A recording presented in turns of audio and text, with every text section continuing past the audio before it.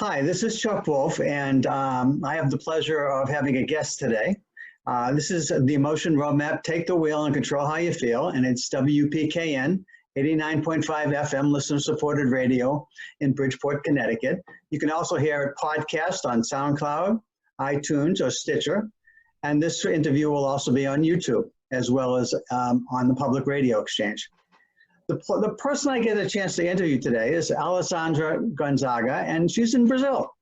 And Brazil is having their challenges right now, as we have with the COVID-19 virus. And we're going to talk some about that, but also we're going to talk a lot about emotional intelligence, because Alessandra is one of the professionals in the world who knows quite a bit about emotional intelligence and is really, really smart about how she uses it and how she teaches about it. So I had the pleasure of meeting her a while back in New York City.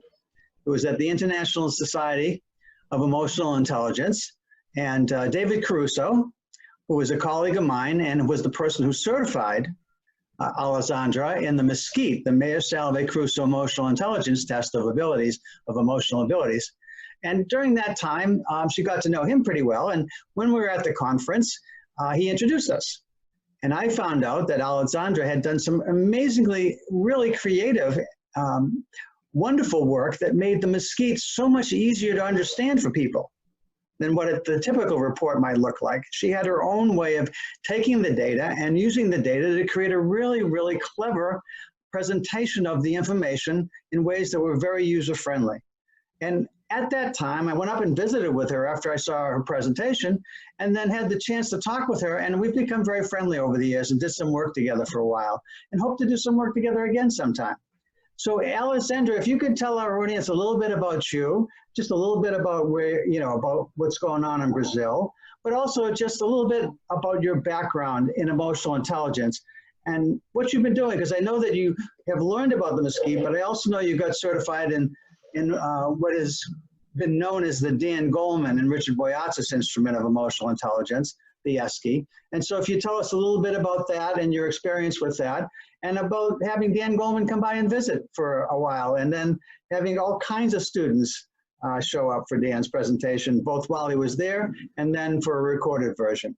So lots to talk about. I'm really excited to have you on the show. And Alessandra's going to be interviewing me as well, because she does a podcast in Brazil. So yeah, I do have one podcast about AI. Thank you so much, Chuck, for having me. It's a pleasure to be here.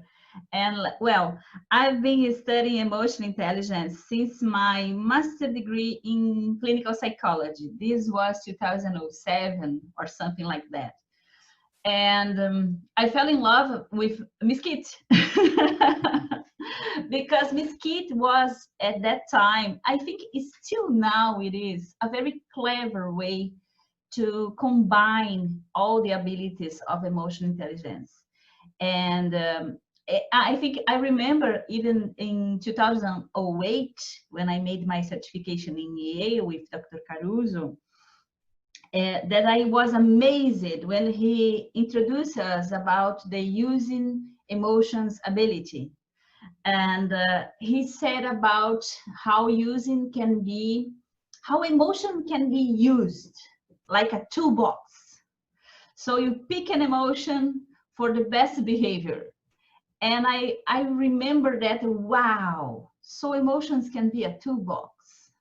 So emotions contains data. Emotion must be understood and must be analyzed in order to improve behavior. So that's wow. And since then, I remember about mood meter. Even mood meter we use in executive education. I know about the amazing job that Dr. Mark Bracht is doing in schools using mood meter. I have his book here, Permission to Feel. I bought this year, but we use for years mood meter with executives and in companies, because I think this is the most amazing approach of AI to learn how to attach emotion to behavior. This is so loud and clear when we explain to them. So that said, we are living a very difficult moment here in Brazil, Charles. And here the pandemic, the COVID-19, we have already 55,000 deaths in Brazil and 1.2 million people affected. And here in my state is not so bad. I live in the south of Brazil. Right now is winter here. This is making authorities and everybody very worried because we have already all the disease of the winter. And it's not so cold as there, but it's cold here too. Close to the point of the snow. It's close. It's very rare to have snow here, but we have. So it's very cold. And right now we have until now 500, let me see the last numbers, just not tell you something that is not, 500 deaths in my state. So it's not so bad as in the rest of Brazil, but we are very worried. And as professors of emotions, of human emotions and how to cope that, we are very, I'm losing the word here, very attached to the idea of learning and understanding how to cope anxiety, and depression, frustration, angst. Angst is a very old word about all the emotions that you can't cope anymore and that are with you for a long time, during days even. And that's why it's not more just sadness or just anger. It's a mixed. And we must learn how to cope that, because otherwise you stay unhealthy physically and mentally. It's a very... So you have several different roles that you play. You're a professor. Yeah. You're also, I know that you've been a coach to people. Yeah. And I also know that you've actually been either a trainer or consultant to large organizations from time to time as well. You've worked in some... I can say, Chuck, that I have 3 roles. Professor of EI in our universities, 3 largest private universities here in Brazil. I teach there in this South America, in this South state. It's very close to Argentina. I'm saying all this because I know that in Brazil people imagine Rio de Janeiro and it's very hot in Amazonia. We are far, far, far from that. We are most like Argentina than Rio, because it's very cold here. And so I'm a professor. I'm a facilitator in the companies with workshops, something like the same as you do there. After I will ask you to say something about this work, because I would like to take this audio to our podcast here in Brazil. And that's the 3rd job, as coach, as executive coach, but always in EI field, always about emotions in the workplace. And emotional. So now, do you carry a model of emotional intelligence with you? Because I know you've learned at least 2 different ones, and there's many out there. So how do you, at this point, how do you think about or define for yourself and for your clients what emotional intelligence is, Alessandra? Oh, that's a very nice question, because I think every single model has its catch. But there is a framework that is common in all them, even in the work of Professor Gary Lowe and Darwin Nelson, that in Texas. The EI learning system is the name of this approach, because they teach EI in college students, and I like very much their techniques. But if you pick up MSCEIT, EI learning systems, and ASCII, all of them, they have in common this. Emotional intelligence is about identify or recognize, that was the word that I was searching for. Emotional intelligence is about recognize emotions in yourself and in others, and regulate emotions in yourself and in others. The difference is that in this KIT model, this intrapersonal and interpersonal is all combined. When we talk about the 4 abilities, perceive, using, understanding, and managing emotions, we are implicitly talking about ourselves and in others. And in other models, this is very separated.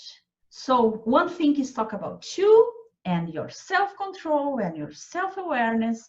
And another thing is about awareness in social awareness and in relationships. So, but I think it's the basic approach of some part is to recognize feelings and to experience them. Another part is to regulate them, what I can do about it, how I change this feeling, how I can put myself in the best mood clothes to go outside. So I think they are similar in some way. So the best So mood. tell me you, like Chuck. Now it's my turn. Now it's my turn. That's great. That's great. Okay. Tell me about your background. I think it's huge. And tell me how is going on there right now with COVID-19. So in our country, in the Northeast, I think the explanation is that while the West Coast got some people from China in, we in the New York City area got lots of people from Europe as well as China, all kind of flooding into New York City. It's sort of like a focal point for everyone in the world, really. And so New York got hit the hardest because before we really knew what was happening, I mean, I think the president of our country did stop people coming in from China initially, but he didn't stop the people from Europe. And no one really knew what was happening for a while. And people kind of thought it wasn't going to be as serious as it obviously became. And so in the very early stages, before we knew how devastating this disease was, we were all kind of struggling with, is this going to be serious? Is it just going to be a little pocket here and there? We had no idea that the whole world was going to be impacted the way it is, including what's happening now in your part of the world. Because now in our southern states, which is really curious, because we thought, I mean, again, we're learning so much about this that we didn't know. We thought that maybe in the hot weather, it would be less likely that it would be as contagious as it has been. So we thought we were kind of not over it, because we thought it might come back in the fall again, but we thought we had a respite, that we could start to enter the workforce again, that we could start to open restaurants up again. And some of the states that have done that are now, I know Texas is on hold right now, for instance. They said, well, we want to open up, we really can't, because all of a sudden the hospitals in Texas being inundated with patients, the highest numbers they've had. So for a short moment in time, we thought we may have hit the peak of it and have passed it. Now, where I live in Connecticut, I have to say the governor in Connecticut, Governor Lamont, has done a nice job. I don't know, it's hard to say a nice job when lots of people have died and so many people in nursing homes had died, and it seemed like we didn't do what we should have done to protect our elderly across the country, but especially in the Northeast. But I think overall, Governor Lamont has done a nice job with trying to understand and respond as quick as he can and include all the possible voices that he should be listening to and trying to act as a responsible executive. I give him a lot of credit. At the same time, people are struggling with, you know, how emotions over time, Alessandra, you can't stay angry that long. I mean, you can if you keep getting cortisol can't just be up all the time. Right. So I think people began to just tire of being afraid. And so they started to go back out. And then when it looked like it might be behind us, people stopped thinking they needed masks. And then when it didn't look like it impacted young people started to congregate and weren't as frightened as they might have been in the very beginning. And now it seems it's hitting young people. Not babies, not really young children, but teens and young adults. It seems like it doesn't, I don't know where the boundaries are and whether the virus is mutating or changing or so forth. So everybody that I know is struggling with enormous amount of emotions. That's the word I was looking for, is struggling. We are struggling too. That's it. And the people I think that are extroverts, more so than introverts. Yeah, exactly. Right? I have the same idea.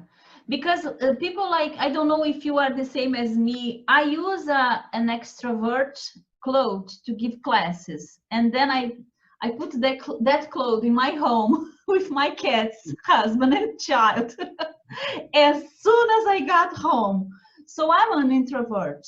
For me, it's okay be at home, reading and talking and teaching.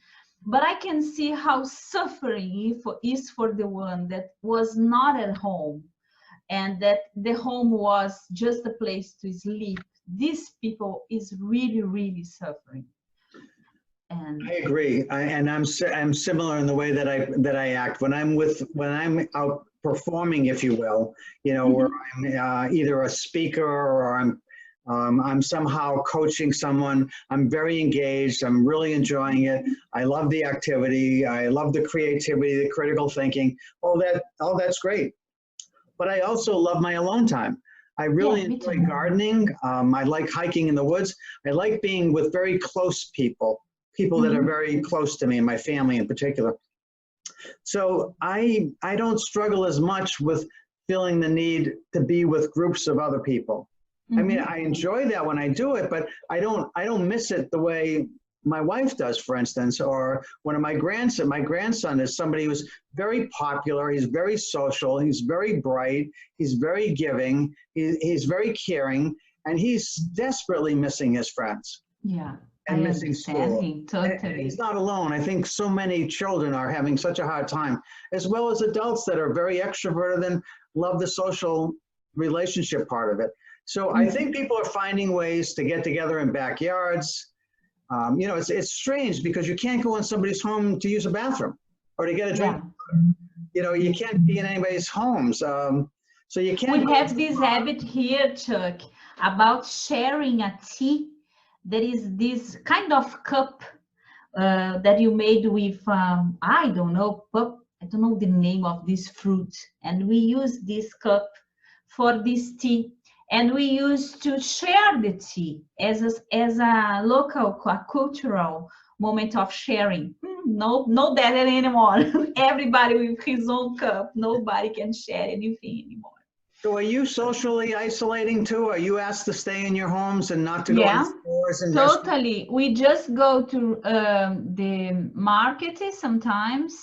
I take care of my mom. My mom lives 3 blocks from here, so I make the groceries to her and I take care of her. She's very alone, and I give her some extra sessions using WhatsApp. I talk with her with the camera on all day, so she doesn't feel so lonely. And also here, something interesting happened. You were talking, I was remembering. March was the month where governments say to isolation, and the companies has to put people isolated. So the first 2 or 3 weeks we are engaged. Wow, we will bite this virus. This is nothing. We can be at home. Oh, look how nice these children are at home with their parents. Let's engage with some place to do. And then April, people start to feel a little bit tired, and about the end of April and May, anger came, everybody angry, everybody yelling at the market, where is your mask, ma'am? Something like that. Exactly. Isn't that true? And then now, I think people is exhausted. People already felt everything. People is thinking, I can't even remember my other life. What is life anymore? I don't know. So now is the desperation and plus for many of us. That's exactly, you know, you're describing what's happening in our world too, Alessandra. So it's very interesting that it's happening as well in your world. And one of the things that you know that I've done over the years is I've created this emotion roadmap, which basically says that if you're not feeling the way you want to feel or you need to feel, then ask yourself what would be ideal to feel, and see about creating the ideal. see if there's some ways to create the ideal. So one of the things that I realized was that sometimes people need things to look forward to. So in trying to help with my grandson, for instance, I was talking with my daughter, and also my grandson visited, so another story, but when he came over, I was trying to tell him about this too. But I have a great picture of him looking just so disinterested. It's like kind of unbelievable. What are you talking about? Exactly. The new generation is not so interested in think about their feelings. Talk, yes, it's okay for us here. I am talking about the teenagers. I have a teenager at home. She's very emotionally intelligent, very much. She can explain their feelings. She can see some characters in the movies and say, oh, she's feeling guilty. She's feeling resentment. She can explain the feelings of others. But she doesn't like to talk with us about it. They have their own groups to talk about it. At some point, I think my grandson and I will have good conversations about this because he's incredibly bright and he has great questions and he's really curious. But I think he's really struggling right now. But when talking to my daughter, one of the things that they realized was that they could plan some things. So one of the things they did was they decided to go on a vacation by renting a recreational vehicle that has its own bathroom, its own kitchen, and they're going to go out and camp at a campsite. That's nice. That sounds amazing. What about trying to do that on more of a weekly basis so that, you know, you have a time when you're going to go out and visit with my grandson's friends. You have to socially distance, but you're going to be in the yard together. Maybe there's a few things that you can do together, whether it's kicking a ball or something. You know, and then maybe you can do something with his dad, going out and shoot basketball hoops. They've got a basketball in the driveway.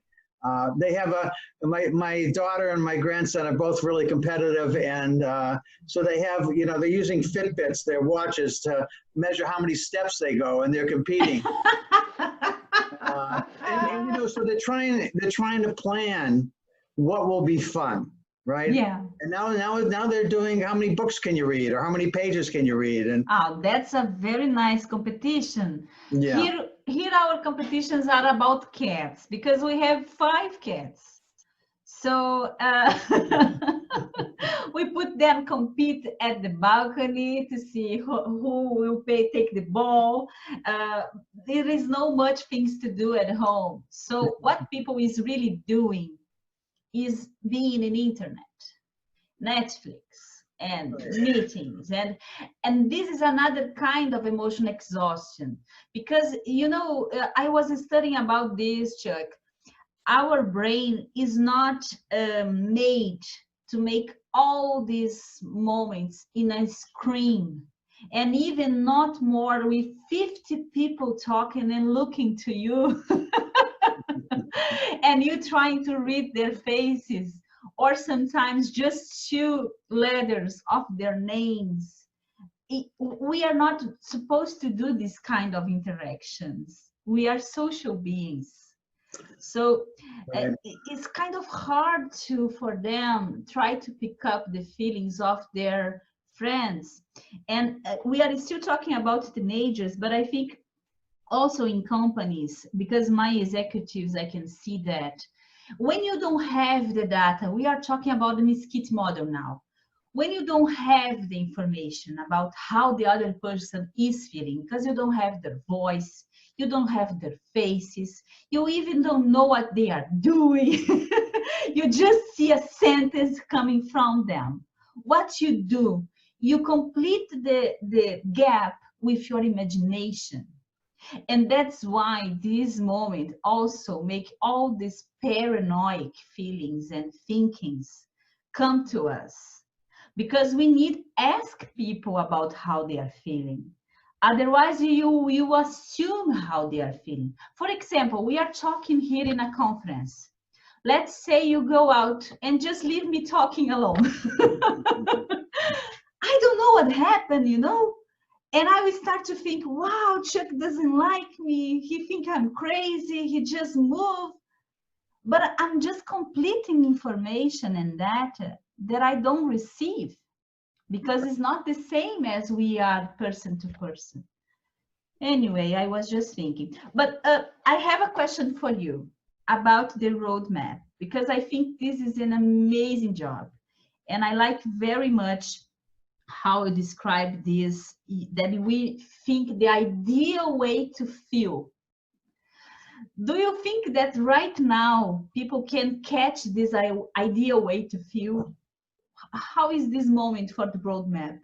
Usually when people are feeling something, it's often in the background, right? You don't often think about the fact that you're feeling something. Yeah, we're always feeling something. When I describe it, Alessandra, I think of it as breathing. So that if I mention to people that I noticed that you're breathing, everybody kind of smiles like you did. And but I said, but you probably weren't paying any attention to that. You were just breathing. Yeah.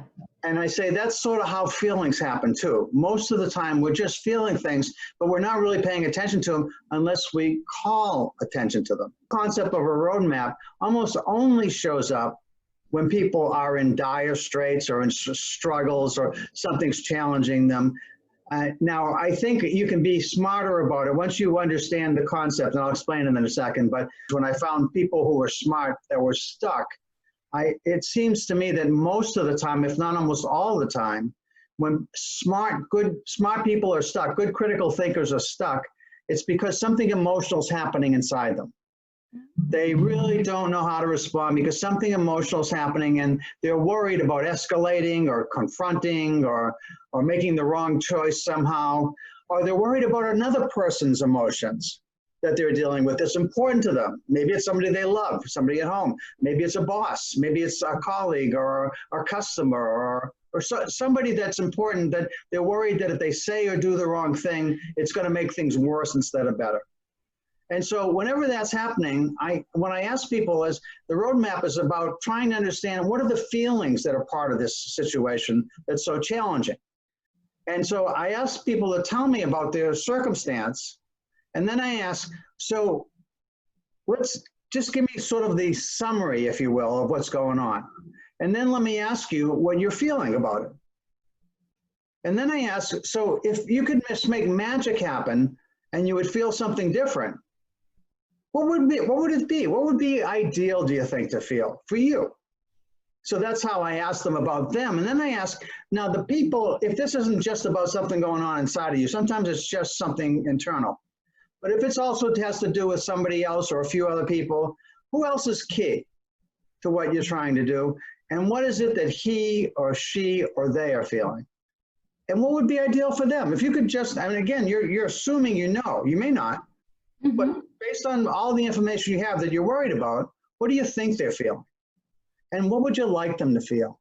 And then I ask, okay, so is there a way that you can make that happen, that you could change how you're feeling to what's ideal? That's very nice. That's the catch. That's the catch. Right? How you change it. How do you do it? Now, here's the key thing. There's a science that you've learned, that you know, which is the science of emotions. And that's what Mayer and Salovey really taught us, Peter Salovey and Jack Mayer. But then there's also the art. And that comes from years of being a therapist years ago.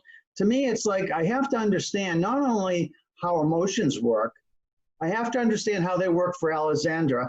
That's different than how they work for me. Because otherwise, I'm going to assume you're like me, and I'm going to try and treat you the way I would treat myself. And if we're very similar, then that might work.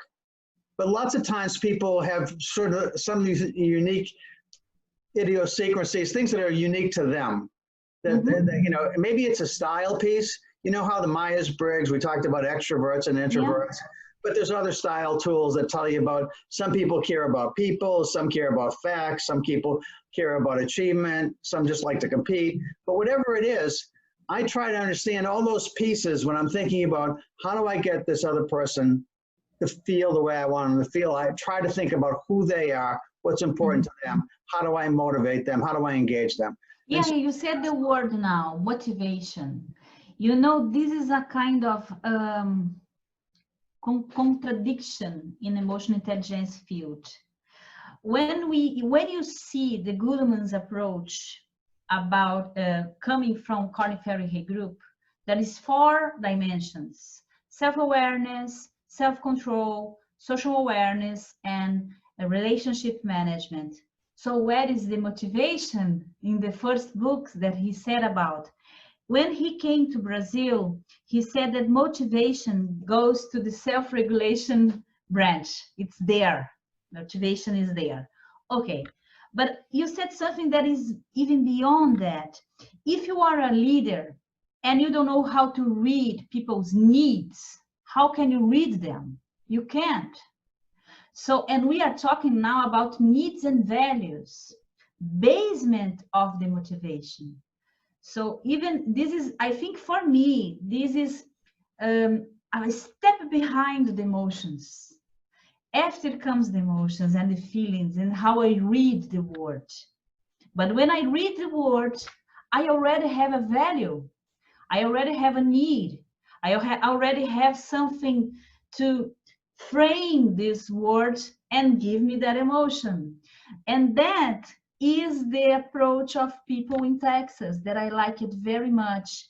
They said they have values and then emotions and then behaviors.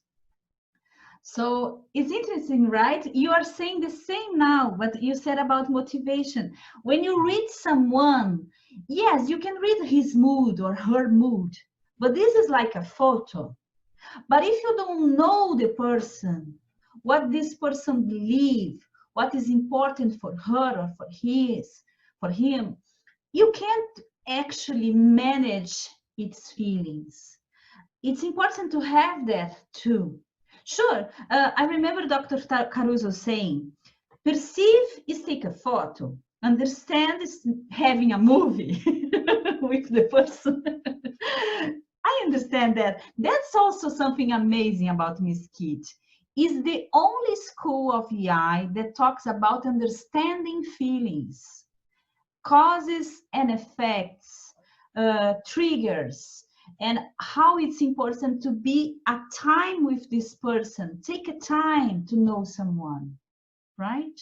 Right. The MSCEIT for me was so incredibly powerful when I was learning about the idea that emotions, and we've talked about this yesterday when we chatted, about emotions drive thoughts, drive behaviors. And you had said, well, does the thought come before the emotion? Does the emotion come before the thought? And, and you know, what do you think, Chuck? What do you think? Well, this is what I think. I think if you can tell me which came first, the chicken or the egg, then I can tell you which. Right? Right. I don't know that anyone could ever tell us which comes first. And I think just like motivation, there's an emotion that's associated with something cause us to be motivated, or if we know what motivates us, does that create the emotion? I think it's sort of they sort of work like this. How important is for us to labeling? And that's how I remember now the Professor Mark Brackett. I think Right. he has this quote, what you name it, you can tame it. This makes sense. Oh, by the way, Mark was on my radio show. I interviewed Mark. Yes, I know. You are so powerful, Chuck. I want all your interviews for us here. So let me make you this question. Okay. Can you pick up something of all your experience in emotional intelligence for this moment that you are still learning or that you just learned, just came to your mind, some insight about emotional intelligence and our moment in COVID? I can tell you two things. One is happened a while back, but it's still just, I think I'm the only one in the world talking about it right now, although I did present the idea, the Consortium for Research on Emotional Intelligence with Dan Goleman and Carrie Chernis and Boyatzis, and there's a whole bunch of people that are really top of the field. I presented this idea to them, and that is that many years ago, I worked in schools as a school counselor. And it was during a time when we were still thinking that young kids who couldn't read by second grade just weren't smart. And teachers were saying, I've got some kids in my room that really can't read and they aren't smart, and I get that. But I also have some other kids in my room that are really smart, but they're not reading either. and they're not the same. And something's off. And it was that, at that point in time, people began to think about, well, maybe, just maybe, what if we taught them differently? What if somehow they learn differently? Or physiologically, things aren't developed at the same rate. So some things in their brain aren't working the same way, even though they're smart, they just haven't developed yet to be able to read. So is there some other way we might teach them? And so we began to talk about learning disabilities. And that was, I don't know, 50, 60 years ago. Now, when that happened, it changed the way we thought about children who couldn't read. We all of a sudden saw people differently. So here's my insight of something new that I discovered in the last couple of years, Alessandra. So the MSCEIT measures abilities. All the other tools that measure emotional intelligence, it's your perception or somebody else is seeing you and observing you and perceiving how they think. Peer evaluation, yeah. But an ability test is like a math test. If I ask you, are you good at math? You might think you're good at math, but then I test you in algebra and geometry and trigonometry and calculus, and pretty soon we know by taking a test, right? So with abilities, emotional abilities, it's more like that. Now, I think at some point they'll improve the test, but that's what we have with the Mayer Salovey Caruso Emotional Intelligence, is a test of abilities. Now, what if, because you understand the test, you know that if we measured how well somebody perceives emotions, which was your question initially just a moment ago, and they can't, they show up as really, really low on perceive. The other way we get emotional data is on sensations, the use of emotions, that they feel, emotionally feel what somebody else feels. Now, if you are low on that and you're low on perceive, you have lousy data coming in, right? Yeah, a blind view, because they don't have all the experiential area. So if we're looking at a leader, because you and I work with leaders, and we're thinking about that leader, and he's not getting along or she's not getting along well with others, we think most of the time it's attitudinal somehow. They just don't value them the same way, or they don't treat them as well as they could. But what if they don't know? They think they know. They think they're getting along, but they don't realize that their behavior is really upsetting to the people they're interacting with, because no one's willing to tell them. And they think they are flying blind. That's a very nice insight, Chuck. They are flying blind because they don't receive informations. So I have a case like this. You are remembering me, this client, you are describing him, and he was terrible in perceiving, and he was a big boss, a big guy, and yet he gave this idea of love him or hate him to people, because it was so hard to know what he was feeling. He didn't share too much. He didn't engage in capture from people's feelings. That's very nice insight. So what if we now recognize emotional disabilities?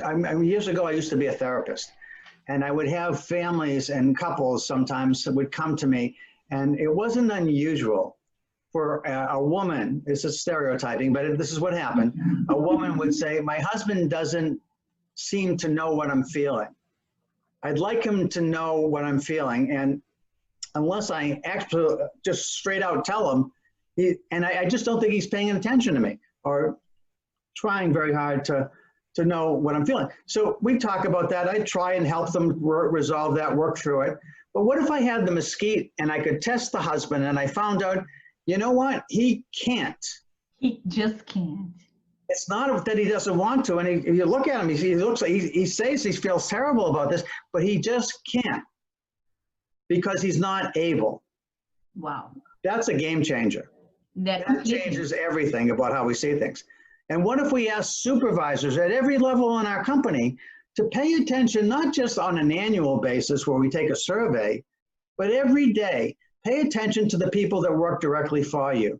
Because if you see something off, jump in and intervene before something goes the wrong way, before something bad happens. If you see somebody's really off and you're paying attention, just go up and ask them, are you okay today? Is there something you want to talk about? Or because you look like things might not be okay, and I'm just concerned about you. And so if you do it out of caring and curiosity, and Dan Goleman talks about empathic concern. This is yeah, and I like very much his approach about empathy. and you are talking about cognitive empathy, even less than concern empathy. Because if someone that can't read feelings anyway, can't provide cognitive empathy. I can repeat your story. I can understand what you just said because I don't have the basement to catch you. So I think all the empathy types for this person are struggling. So what, I'll come back to that in a second because that's another insight actually. But the other thought I had about this is that if we understand that not all people who are in leadership roles at every level are capable of knowing what other people are feeling, is there some way we can help them compensate for that? Because it's important to know how people are feeling. So that's one of the insights, is that we have this concept that I think others will talk about over time. I don't know when, but at some point we'll recognize there are emotional disabilities, like learning disabilities, and we'll find ways to compensate for them and find ways to accept that certain things that we think are attitudinal really aren't. That's very nice. Change the way we see it. I have an insight when you said something about how are you feeling, that remember me some strategic to give people. If you are a leader right now and you have your team abroad or remote, so easy to ask before you start, how are you feeling, to everybody. This is like a check-in for any meeting. Sure, people won't say all their lives after this moment, but it's so nice trigger you to be connected with your feelings. Before we start this meeting, how are you feeling? Wow. And I remember that one client of me, he said something about it. During this moment, he did this, and he never did it before. And the team is more connected than ever. Sure, we can say, oh, it's the moment, it's the crisis.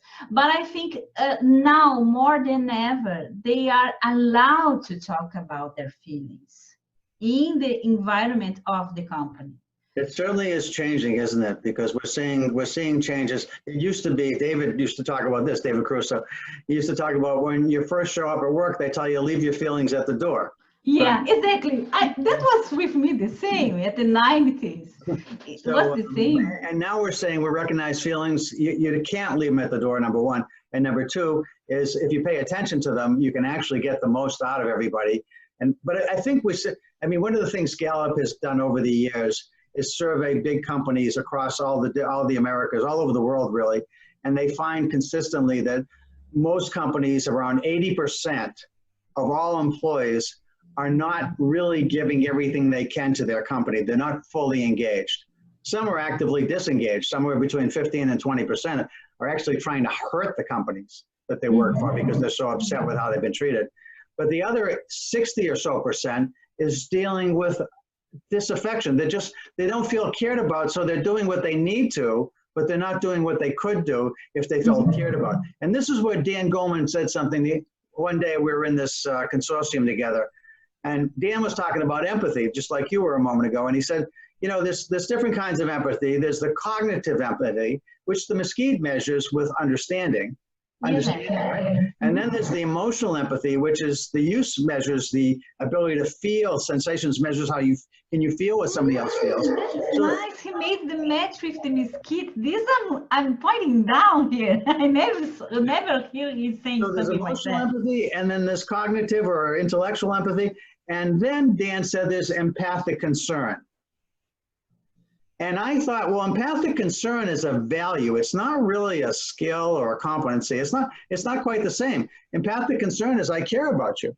But then honestly, Alessandra, over time, especially I got to teach for Dan in Vienna. I was mentioning to you at his last year in Vienna on his coaching certification program. And I was teaching about the roadmap, but I also was teaching about empathy. And I said, you know, when Dan said empathic concern is another part of empathy, I thought, well, that's not quite the same as intellectual or cognitive, which are skills, or emotional empathy. But empathic concern, if you don't have concern for others, then you can have intellectual empathy, you can have emotional empathy, and none of it matters. Exactly. It Because only you don't do nothing about it. Right? Without concern, what difference? That's amazing. You know, I haven't went inside about empathy in his class here in Brazil. He was in September, last September here in Brazil. And I have this honor to give this class with him about emotional intelligence, sure. And then he said about the 3 kinds of empathy. And I asked him about the emotional contagion. Which one of them is the worst one to have a contagion? And sure, he said it was the affective one, the empathy as we know. But this is the catch, very interesting. The empathic concern actually protects you from the contagion because now you have compassion. And here I make the match with the Buddhist approach. I became Buddhist during these days. It's not as a religion, as a practice of self-awareness, of just calm down the house, make meditation. And I really catch this as a positive emotion. You see, you said it's a value. I understand as a positive emotion.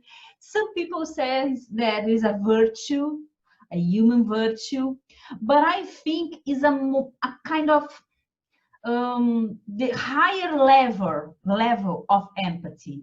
Exactly because the question is, what can I do for you? If you have the concern for the person, what can I do for you? This is the highest level of empathy. I don't know, maybe it's me being Buddhist.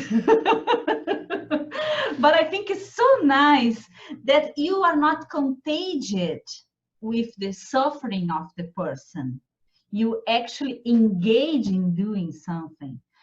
And okay, that was my catch with Dr. Gulliman. And That's a very interesting.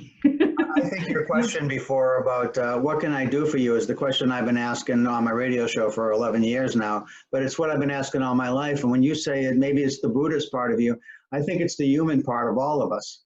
Oh, that's beautiful. That's asking that question. What can I do for others? But I think there's a big push to be tribal and to focus on who's most like me and who's going to protect me and I'm going to protect them, and all others are others and they're the stranger. And so somehow we've got to get past this idea that we're all part of the same human race. We all have a planet that we have to keep, you know, this is where we're all living on this same place. Let's keep our house and our planet clean and alive and safe and healthy. Yeah. But there's a lot of push in other directions. And anyway, I'm doing my. But this, you see, we are ending this conversation, getting to the point where we start. We are talking about universal emotions, and think about that we are different, and you can challenge me, and that my survival skills are up now. This is something human. But also is something human to care about each other. And what I really like about this work of emotional intelligence is that allow us to make the best of our humanity, right? I agree. And one of the things that this, you know, what I've always felt about the emotion roadmap, Alessandra, was if I can help people find inner peace, because whenever they're struggling emotionally, they're churning inside and they're in turmoil and they're upset or whatever's happening. If I can help them find a way to find inner peace through planning emotionally to change how they're feeling to something that's more helpful. And that's not to say that negative emotions aren't helpful, because when you're angry at an injustice, that's appropriate. When you're sad because you've had a loss of some kind, whether a loved one or a job or something that's important to you, that's appropriate. But just at some point, being able to move past that and to move on with your life in a constructive and positive way is really what the roadmap was about as a tool. And so I'm hoping that the more people find inner peace, the better that the planet has for peace, world peace, right? If we all feel inner peace, there's less chance we'll be in conflict with one another. That's why we will invite you to give classes here in Brazil. Now that we have this internet, I hope you can teach roadmap to our students, Chuck. Really, I hope so. Well, thank you, and that's, I would hope that will happen, I'm thinking. But one of the other insights, I want to share this because this is important, and I think you'll be able to do this in your work too. One of the things that I found recently, this is brand new to me, is that one of my best friends, it's actually a first cousin of my wife, he actually worked really closely with me on emotional intelligence in schools, and he got very close with Mark Brackett, and Mark and this fellow Bruce and I, and Mark's uncle, who originally started all this with Mark, we all met back in 2004, and we started working together in schools. And Bruce got really embedded in this field, and he really got good at it. And one of the things that has happened to him in recent years is he got diagnosed with 2 forms of cancer at the same time. And he thought he wasn't going to make it. I mean, the prognosis was that he probably wouldn't make it. But here are the things you can do to try and make it. And he said that one of the things, and he's past it now. He seems like he's on the road to recovery and everything's going great. But it took several years before he got to that stage. He said in his darkest moments, all the work on emotional intelligence was incredibly powerful and positive and helpful to him in getting him past certain days that he felt like he just didn't want to go on. And so I've got some colleagues now that are both having some, there's lots of debilitating diseases out there that don't end. They just get worse over time, whether it's Parkinson's or MS or a bunch of them. And so I'm beginning to invite people to take, not to get certified, when I do a virtual course on the MSCEIT and the certification and the emotion roadmap, but to audit the course with me. I mean, they still pay to come, but they come to learn how to use these tools to help them to stay as healthy and positive as they can as they experience these physical illnesses. And I'm having some real interesting success with it. So it's something that you and everybody else in emotional intelligence can start thinking about, is this is another way to help folks with what we've learned about how to be more in touch with our emotions and how to make our emotions work for us instead of against us. That's very nice. My students and also some clients sometimes ask this. Okay, now you are saying this is important. Okay, how can I change my feelings? How can I change my feelings?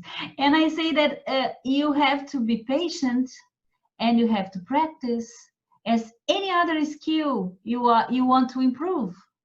You must practice. You must ask yourself, how do you feel today? If you are suffering from anxiety, how much today did you felt anxiety in the morning, in the afternoon, and right now, how are you feeling? So you are becoming closer to the moment. And when you are finally in the moment, catching the feeling, wow, now I am I'm feeling anxiety. Now you have this switch for changing. So I think our work is to approach the person to the real time of the feeling. And I say to them, when you are a ninja, before feel anxiety, you say, I'll don't go there. I don't go there because then I will feel anxiety. So you can anticipate your triggers. That's a lot like when I'm teaching about the emotion roadmap, I talk about in your head mentally, when something triggers you, that's starting to create the anxious feeling or the anxiety that you're talking about. I suggest to people, when you realize that there's a way that you can prevent that, and before you feel when you're not feeling anxious and you're calm and you're just thinking about it, you come up with certain strategies or tactics that are going to, you believe, be helpful in keeping you from becoming anxious, so that when the anxious moment appears in your brain and you start to realize that the triggers happened and you're starting down that path and you know it never ends well, can you get off and take a different road? Yeah, exactly. That's so nice. And this is amazing, because when the person finally gets in the real moment, in the real time, in the awareness of the situation, in the mindful moment, they say, wow, it was so easy. Why I made so big such thing about it? because now I can look to my feelings and not be my feelings. I can have this amazing chair of an observer of myself and choose the way I want to feel. And I think this is possible. It's just about the training about it. And well, listen, Alessandra, actually, we've talked the 55 minutes. And I thought it would go this fast because it's so much fun to talk to you.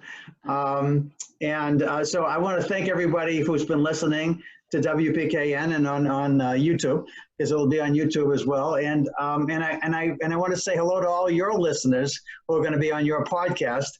And yeah, I'm delighted to meet all of you. I hope the subtitles capture this. Yeah. And everybody's able to understand me. But thank you so much, Alessandra, for doing it. It's been great visiting with you. It was very nice, Chuck. Thank you so much. And I'm sure people in Brazil will love you. We want more about you soon. Okay? Okay.